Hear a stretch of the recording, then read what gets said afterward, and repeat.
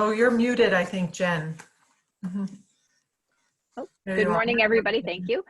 This is tactic number 12. This is our last shift tactic for the series. And I am excited to welcome Tracy Bomey to the call. She is going to introduce herself and she's going to go through shift 12 with us. And really quickly before we go to Tracy, I do want to let you guys know that starting April 20th, we will be starting up our series again. And it will be a 2-week series over the book Fierce Conversations. If you don't have the book, you could order it from Amazon, but it'll take a couple of weeks. Better yet, you could download it on Audible and you can listen to the book before we start the series on April 20th with Brad Knowles. Same time, 11:30 to 12. And it's going to be a great series regarding relationships in business and in life. So without further ado, I'm going to pass it over to Tracy, and Tracy, take it away for today. Great, thanks, Jen. I appreciate it very much. Hello, everyone. I am Tracy Bomey, coming to you from my home office, and I'm thrilled to see all of you here today. I commend you on your commitment to yourself, your career, your clients, and really working to up your game in these challenging times. I want to thank Jen and Joanne for including me in the group of facilitators for these masterminds. It's really a wonderful series that the region has put together for you, and now you've just heard that there's another one to follow on. A little bit about me. I've been in real estate for 23 years. Thankfully, the last 16 have been with Keller Williams. I served as an operating principal in a Massachusetts market center. I worked part-time as a team leader in Colorado when I was there for a period of time taking care of my ill mother. I am a Keller Williams University approved trainer, and I have a wonderful, mighty, and growing team based in the Cambridge, Massachusetts Market Center. So the topic today is tactic 12, the final tactic in the book Shift, bulletproofing transactions. And I feel like we're going to be going like the wind today. There's a lot to cover. It's recorded, so you can go back and listen. And I want to make sure that I leave time for some of your questions at the end. So over the last 2 weeks, you've been hearing from a number of leaders with a lot of terrific ideas from how you could establish a great mindset, to how to lead generate, capture your leads, how to overcome reluctance, and eventually from Brad on Friday, how to use creative financing and creative terms to put together transactions. So after all of your really hard work, we want to make sure that you get to the point where everything gets signed, you complete the transaction for your clients, and you get compensated for your hard work. Who wants to be compensated for all of their efforts, especially as hard as we're working these days? So I heard Gary Keller once say some time ago that he thought that the first and last of most things in a series are the most important. And the example that he gave at the time was the Y4C's 2 T's. And he said that he felt like win-win or no deal and success results through others are the 2 most important in that series of things that describe our company's culture. And I thought about his comments when I was reviewing the book Shift, the first and the last. Mindset, get real, get right, and bulletproofing the transactions. You've worked really hard and you need to get the deal finished, right? And you've heard from all these leaders for all these other sessions about mindset and how it affects everything that you're doing every step of the way. And so before I actually start talking about bulletproofing, I would just like to comment again on mindset, because you are going to need the best mindset you can possibly have while you are working to keep these transactions together. You're going to be dealing with all kinds of buyer remorse, seller remorse, objections, and things that you've never heard before, all kinds of emotion. And so I think you're going to really need a way to do what Tony Robbins calls resetting your mindset. And I had the great fortune of attending Date with Destiny with him for 6 days in December. And he talked a lot about the importance of being able to get back to your mindset and get back as quickly as you can, and having a way to do that. And so I encourage you to find a way to do it. You could watch some of his videos. I was playing music at the beginning of this program. He uses music in a lot of ways. You can see how Keller Williams uses music when people are arriving for large events. I created a playlist after Date with Destiny that's just called Energy for Me. And when I feel my mindset dropping or my energy dropping, I get up, go to that playlist, push the shuffle button, and let some song play, and I get up and move. So that works for me. I encourage you to find a way to reset your mindset, reset your mindset when you get off of the call with someone who's just dragged you down, or you know you're going to have to pick up the phone and make a difficult call. So that's my something that I'd like to just add to your toolbox about your mindset. And I think everything that we're going to talk about today in this shift tactic is about adding things to your toolbox. That's one of the ways that I think about real estate. So the metaphor that I use for transactions is a football metaphor. And I think of the closing as the touchdown, and I think of myself as the quarterback. And so I want to share that with you because maybe you want to think about yourself this way. And I'll show you what I mean as we go through a number of topics and tactics today. I work a great deal with a mortgage broker who pointed this out to me at one point in time, and he said, we have a great quarterback in New England, TB, and now your clients are really lucky to have you, TB, to quarterback their transactions for them. And he said it to me kind of in an offhanded way, but I realized this is what I do. So there's a lot of great information in the Shift book, and I'm not going to read that to you or spend a lot of time on it because you can read it on your own. I did just want to note a couple of things. And one is the quote that Gary Keller chose for the beginning of the chapter, which is, if I had 8 hours to chop down a tree, I'd spend 6 sharpening my axe. That's an Abraham Lincoln quote. Why did Abe say that? Why did GK choose that for the beginning of the chapter? And again, it comes back to having the right tools and really having your tools in great shape, having as many tools in your toolbox as you possibly can, knowing which one to pull out, having it ready to go, and applying it. So I think that your success right now is going to be based on your ability to look down the road into the future as far as you possibly can, envision what could go wrong, and then come back to today and make a decision and a plan to prevent it from happening. So I'm going to say it again because I think it's so important. Your success is based on your ability to look down the road into the future, envision what could go wrong, and come back into today and make a plan for that now. And if you haven't reread this chapter, read what Gary says about why he had a number of deals fall apart in his first year in real estate and how he eventually learned this concept. So to get started with the actual content, Brad introduced 2 important concepts in Friday's Mastermind that I'd like to build on. One is price and terms being part of the transaction and really focusing on terms. And the other is knowing the importance of what every single word in the contract means. Reading the contracts was advice that he gave to you. I'm watching the time and trying to gauge. I realized I've already used quite a bit. So let me just jump ahead a little bit to some of the things that I was going to share give us background and just kind of jump into some things that we are doing. We actually start bulletproofing the transaction the instant that we get hired. This, when I say we, I mean on my team. We start asking sellers about what terms are important to them as soon as they hire us. And this is something that Brad was mentioning. So we want to know the obvious things: what real property is excluded, what personal property is included. But we also want to know, is there a closing date time frame that works for them? Or would they like to leave personal property behind? And then we grab all of that information and we put it together into a document that we call offer guidelines. This is something that we do all the time, regardless of whether we're in a shifting market or not.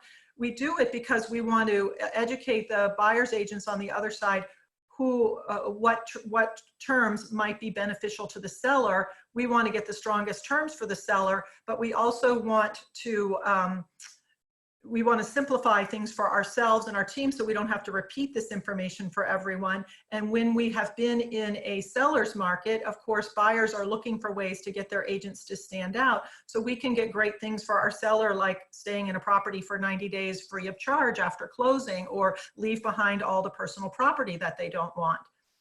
So we can send you a copy of our offer guidelines document if you'd like to use it. The way that it helps us is first of all, we get more terms that our seller wants.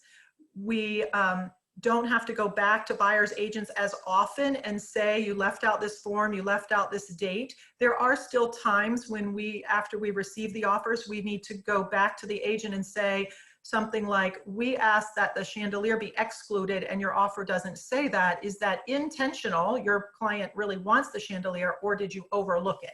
And then we can make notes about what the intention was. And if they had intended to exclude it and their offer is the one accepted, then we would know that we need to get that added back in before the offer is rewritten. Using this process, though, has given us the side benefit of seeing how well the agents, the buyer's agents, follow instructions, and we're able to make some assessment of how professional and experienced they are. So going back to my quarterback metaphor, whomever the buyer's agent is whose offer is accepted suddenly is on my team, either by my choice or they're just handed to me and I have to deal with them. And I, as the quarterback, need to know, if I pass the ball to them, are they going to catch the ball and go down the field like they're supposed to? Or am I going to have to find some other way to get the ball to the end zone? So if I figure out through this process, I get more information about the buyer's agent through this process. They can't send us the right forms. They can't fill it in correctly. I already have some information that we are probably going to be taking the ball down the field, and we're going to very nicely tell the buyer's agent, you wait over here on the sidelines for your check. We'll give it to you when it's ready, right? I'm prepared. Our team is prepared to step in and do whatever it takes. And so that's really, this form has multiple benefits for us. And so one thing I'm suggesting that you do is find out from your sellers what they want, and then tell the buyers what the sellers would like in terms of terms. But also, either through this process or some other, start to figure out how strong the agent, your co-op agent, is, so that you can fill in wherever you need to fill in for mistakes that they may make. The second thing that we do is, once we have the offer, so now we know a little bit about the buyer's agent and the buyer. Once we have the offers, then we do what we call vetting the buyer and vetting the lender. And we have another form that we've created that we're happy to share with you, which is a series of questions that Michaela uses when she calls every single lender. And the questions are really based on finding out, is the buyer pre-approved? Have they verified assets? All these kind of basic questions. We want to know if the offer to purchase, the contract says that the commitment will be due on a certain date, can the lender perform and have the commitment by that date? If whatever the closing date is, can they be ready to close on that date? So again, we're vetting the buyer to make sure that they can perform the transaction if our client chooses this person's offer. But back to the quarterback role, I'm also learning about the lender as the potential member of the team of people who have to work together to get this ball down to the end zone again. So does the lender write in to the letter they give that they're pre-approved? But when we ask, have you verified employment? No. Have you pulled credit yet? No. Have you verified assets? No. Well, it's not a pre-approval letter. That's a pre-qualification letter. This is why we call, because lots of people, lots of lenders use terminology differently. So I'm advising you, suggesting that you want to call the lenders and ask the questions, first of all, to find out before your client accepts an offer, make sure the buyer can really perform, and make sure that the terms match up. Sometimes, for instance, you'll be sent a pre-qualification letter that says that the buyer has to put 10% down, and they have only 3% down in the offer. So you need to go to the lender and find out, what is it that this buyer can really do? One of the things that we, another side benefit of this form that we learned after we started using it, is we started learning more about the lenders. You know, sometimes they would call a pre-qualification a pre-approval. But just in talking with the lenders, you can get a feeling for who they are, how professional they are, and what role will they play in this overall team that you're forming and you're quarterbacking. Are they going to be really helping you, or are you going to be needing to fill in for them in some way? I can tell you that I had a transaction once in a seller's market with multiple offers, and the lender for the buyer who had the highest offer price did not return our calls for 2 full days. So eventually we went to the second buyer, asked them to meet the first buyer's price. They agreed, and we just told the first buyer's agent, thank you very much for presenting the offer. The seller's chosen another. Those buyers will never know that they didn't get the property because their lender was unresponsive. But how could I advise my client to accept an offer from a buyer whose lender couldn't return our phone calls in 48 hours? If they're that unresponsive, are they really going to be able to help us do their part all the way through? So this is another part of what we're doing on our team. Another step that we always do, regardless of the market, is for those of you who are not in Massachusetts, I'll just say quickly that in Massachusetts, we have an offer to purchase, then an inspection, and then lawyers get involved and negotiate the purchase contract, the purchase and sale agreement. So as in our team, our transaction manager, Kristen, compares the offer to purchase terms to the first draft of the purchase and sale agreement that the seller's attorney puts together to make sure that the offer terms, the price, the closing date, the mortgage contingency, et cetera, get into the purchase and sale correctly. She has been noticing since we got into this COVID-19 crisis that the lawyers are making many more mistakes. And so she's going back to them and saying, that's not the mortgage commitment amount, or this term is wrong, and correcting them.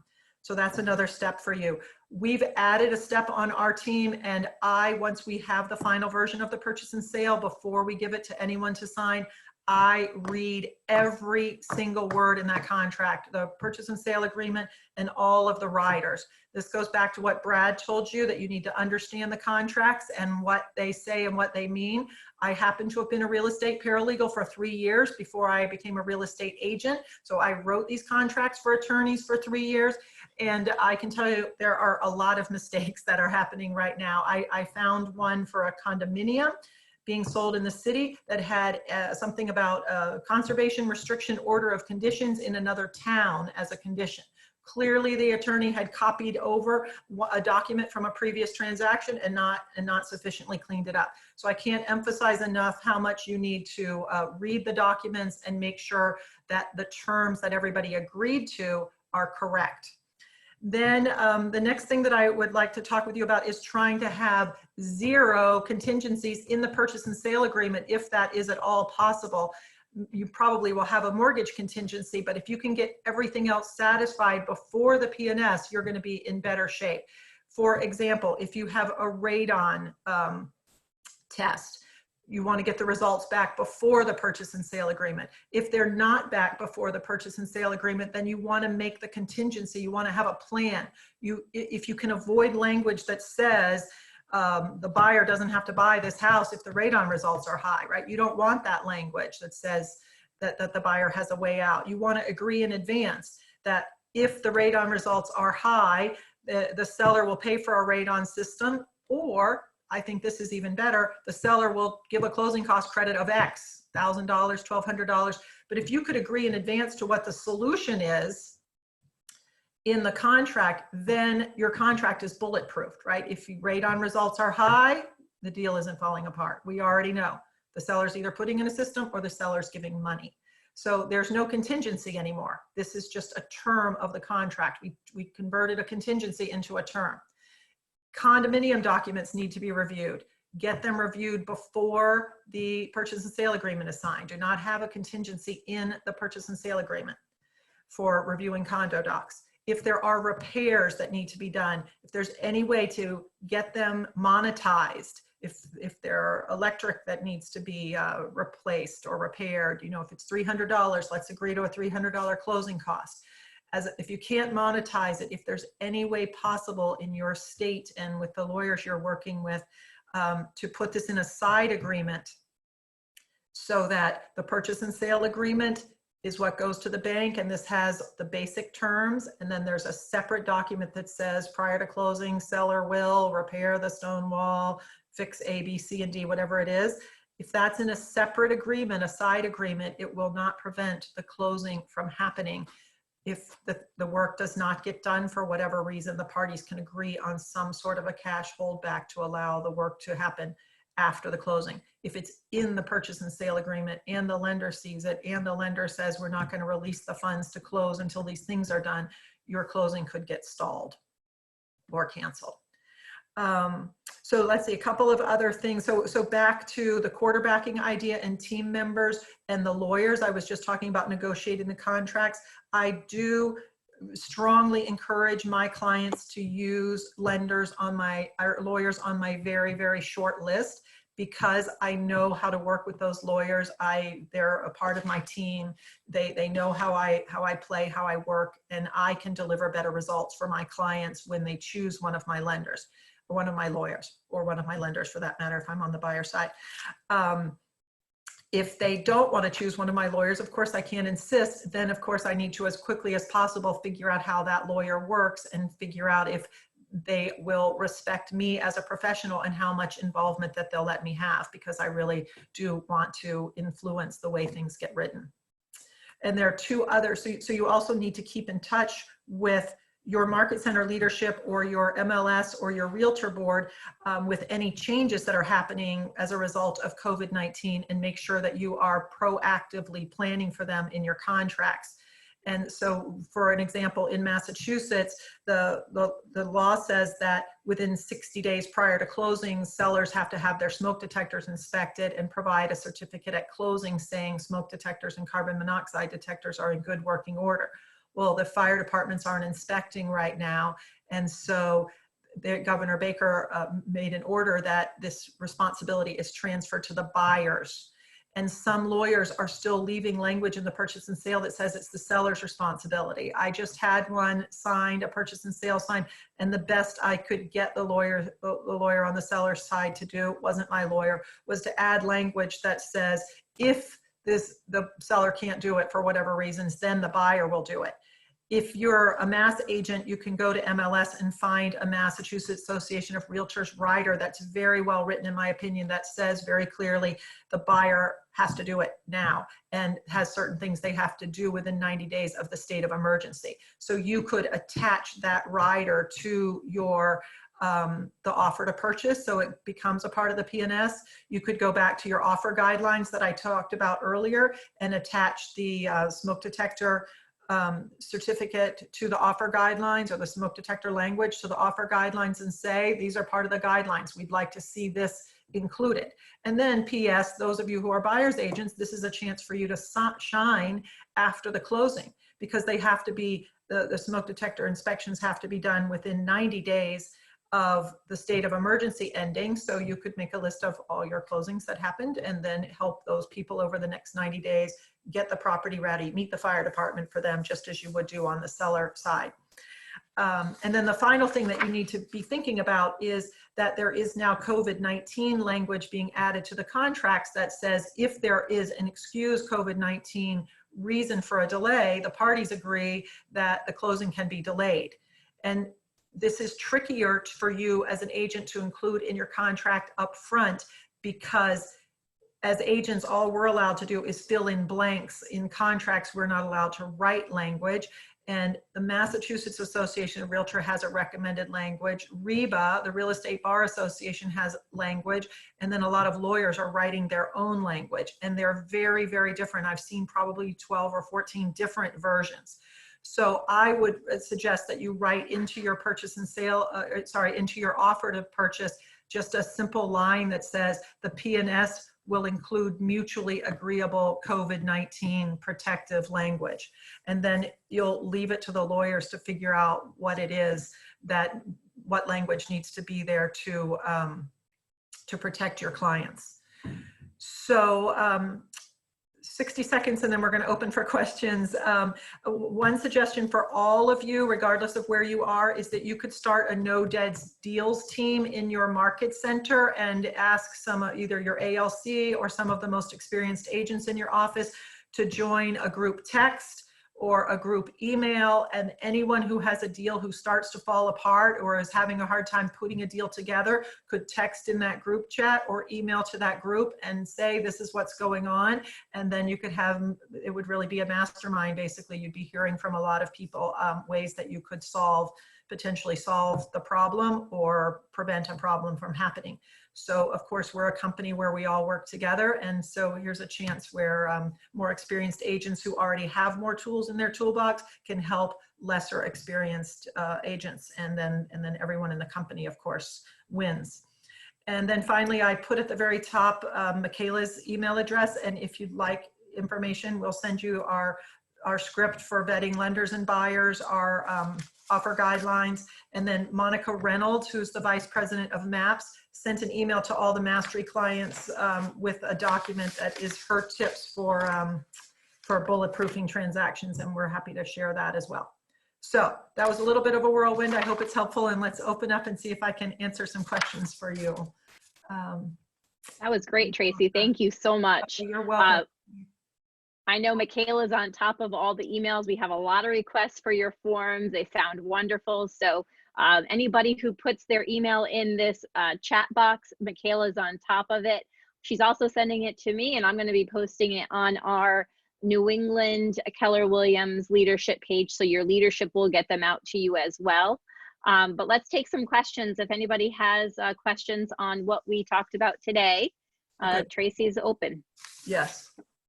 And I just scrolled the chat. It's all requests for documents. So how can I help? I have a question. Hello. Hi, Lily Kramer, Faulkner Commercial Group, Keller Williams Commercial in Florida. And I'm actually writing a contract today, and there are no attorneys involved. Mm-hmm. And I'm wondering if I need to, I use the standard Florida contract, but you had mentioned the COVID-19 notation there. Yes. Is that something that I should contact my brokerage that needs to be included, or just continue on with what the standard was before COVID-19? So that's a great question. Thank you for that. So once you write your contract, that is the entire agreement in Florida. That's how it works. It's what's one step. Right. So who are you representing, seller or buyer? Buyer. Mm-hmm. So you could ask your leadership in your market center, or you could ask your real estate board if they've come up with a form that you could use as an addendum. That's what we have, that Mass Association of Realtors has put out for us. And it is set up in a way that we can just fill in blanks. So it basically says, here are the defined reasons for a delay, which could be unavailability of inspectors, government inspectors, or moving company Right. things. And then it says that if that the delay, that the closing or whatever is delayed has to happen within 10 days of the reason for the delay being removed. So if there's an order that says moving companies can't move, as soon as that order is removed, that within 10 days, the closing has to happen. That 10 days is already determined to be a reasonable enough time for people to have gotten the mover and get themselves moved out. So if your board has a form like that, that would be the best. So it could protect your buyer. When you read it, you'll see there's language there for, at least in ours, you can check boxes that would either protect a buyer or protect a seller. So I would encourage you to try to find some language. Yeah, typically sometimes we can write it in as a contingency and notate it against the COVID-19. However, it would be a lot better if there was something that was a little bit more official. So, okay, I'll look into that. Yes. Thank you. Okay, sure. Good luck. Thank you. All right, so we're going to wrap up. I will tell everybody that if you're interested in learning a little bit more about smart plans, and specifically birthday smart plans, following this call, we're doing a regional smart plans all on birthdays tech series, and that's happening at 12 o'clock. So in just another minute. So I'm sure you've received the email from the region. Click on that link and we'll hope to see you there. I gotta end. Thanks, everybody. So, have a great thank you, one. Tracy. Remember, we'll talk to you soon. Yep. Reluctance and concern won't go away. So stay with it. Awesome job. Thank you so much. All right. Take care. Thank you, Tracy.